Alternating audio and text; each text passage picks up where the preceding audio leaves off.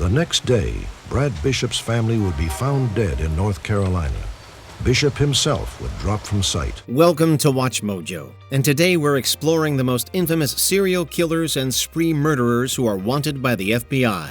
We'll be looking at both identified alleged killers and those still unknown to this day. I really can't even put my finger on all the emotions that I was going through.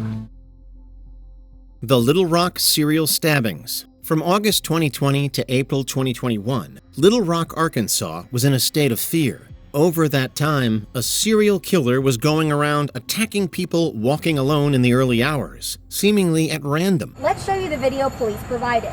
They say the man in this video is who they are looking for. Altogether, there were 4 attacks, with 3 resulting in fatalities. After the final one, the police announced they believed one individual was responsible, and they had CCTV footage of the suspect. However, despite that, the person's identity was unknown, and the cops released a $20,000 reward for information. If you provide information that leads to the arrest and conviction of this suspect, you could be eligible for a reward up to $20,000.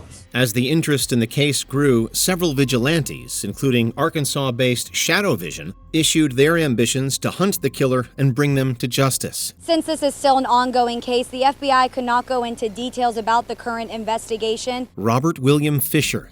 In April 2001, a fire sparked an explosion that ripped through a house in Scottsdale, Arizona. The bodies of Mary Cooper and her 2 children were found in the wreckage and were killed before the explosion. When efforts to locate the Fishers proved unsuccessful, the fire department feared the worst, that the entire family had perished in the blaze. However, Fiser, the husband and father, was missing. Leading up to that fateful day, friends stated their concerns about Fiser's abuse towards Cooper and their children, leading to the possibility of her divorcing him. Due to his parents splitting up when he was a teenager, Fiser snapped. After taking their lives, he allegedly used his experience as a firefighter to cause the property to explode to hide his crimes. Investigators think Robert Fiser doused the house with the ignitable fluid. Then the former firefighter is believed to have disconnected the line leading to the gas furnace. Fiser then got into Cooper's car and took off, never to be seen again. The Eastbound Strangler. In 2006, behind a motel on the outskirts of Atlantic City, New Jersey, in Egg Harbor Township, the bodies of 4 sex workers were found in a ditch. Stalk was quick to dub this killer the Eastbound Strangler, since all the women were found with their heads facing east.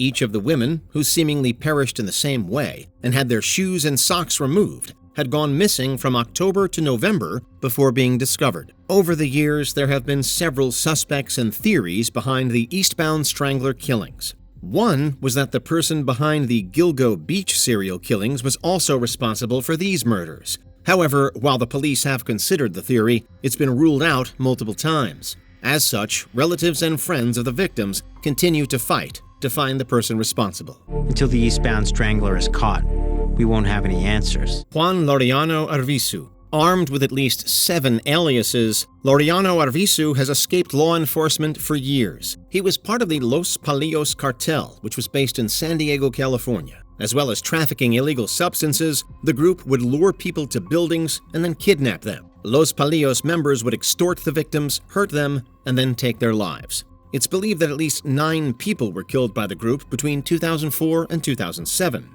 Several members were arrested and sentenced for their roles, including one boss, Juan Francisco Estrada Gonzalez, who was sentenced to 9 life terms in 2014.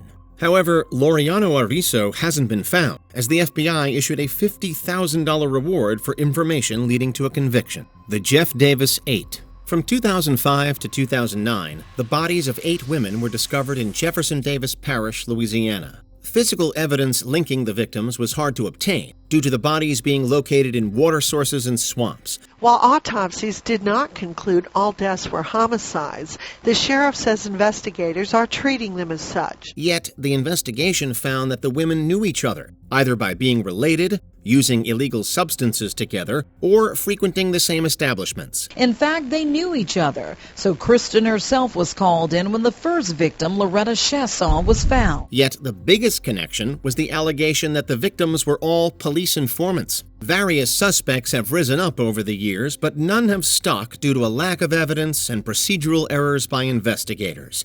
One theory is that the local police were involved after allegations of evidence tampering by officers and suspicious activity were reported. He implores anyone with first-hand knowledge to come forward and urges people to report suspicious or unusual behavior. William Bradford Bishop Jr. In 1976, Bishop was furious after not getting a promotion at the State Department. Allegedly, that night, he committed mass murder at his family home in Bethesda, Maryland. Bishop took the lives of his wife, Annette Weiss, his mother, Lobelia, and his 3 sons.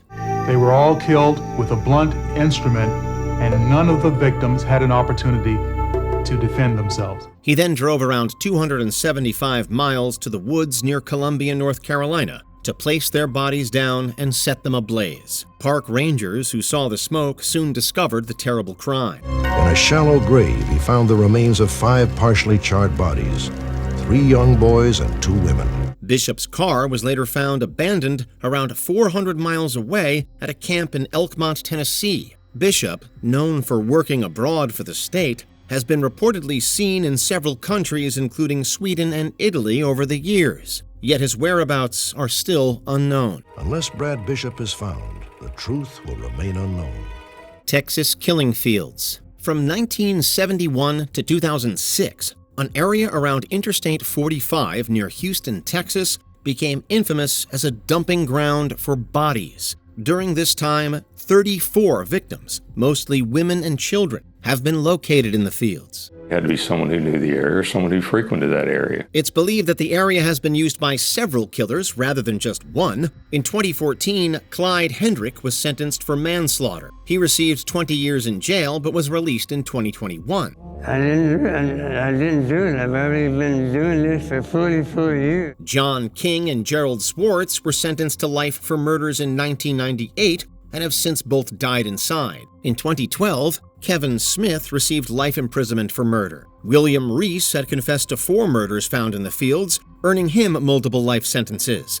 However, that's still 27 victims whose perpetrators are still unidentified. They deserve that attention. They deserve that love. They deserve to know that people care. The I-70 Killer. In 1992, store clerks working just off Interstate 70 were a target for one killer. 4 murders in 3 different states, separated by more than 1,200 miles.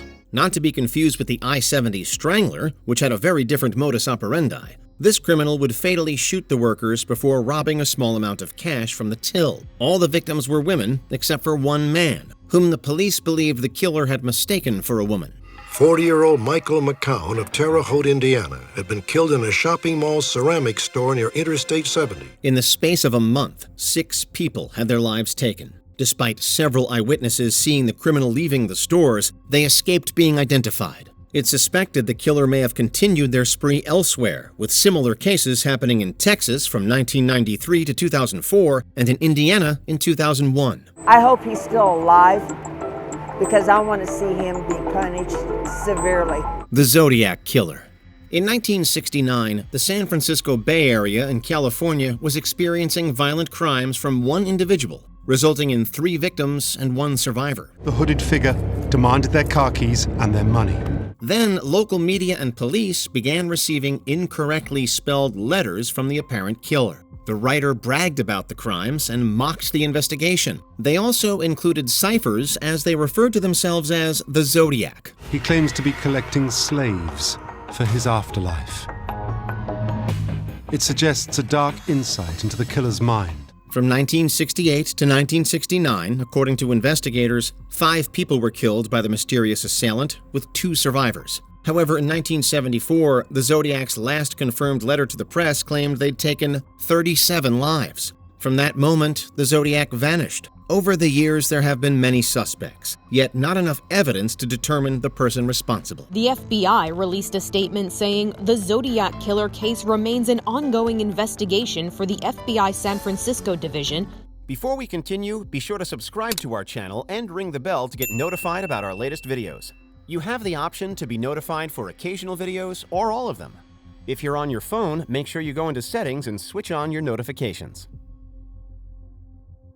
The West Mesa Murders. In 2009, a woman walking her dog in the West Mesa Desert in Albuquerque, New Mexico, found a human bone. The police were soon informed, and they made a grisly discovery as the remains of 11 women and girls were discovered in the area. Call to police led to the gruesome discovery of the remains of 11 women and all except one. The other 10 victims had ties to illegal substances or were sex workers. Each of them vanished between 2003 and 2004, despite the police offering a $100,000 reward. They've not managed to convict a person responsible. As well as speculation of this being a trafficking ring, several people have been suspected of being involved, but the evidence has either been lacking or the person died prior to the investigation starting.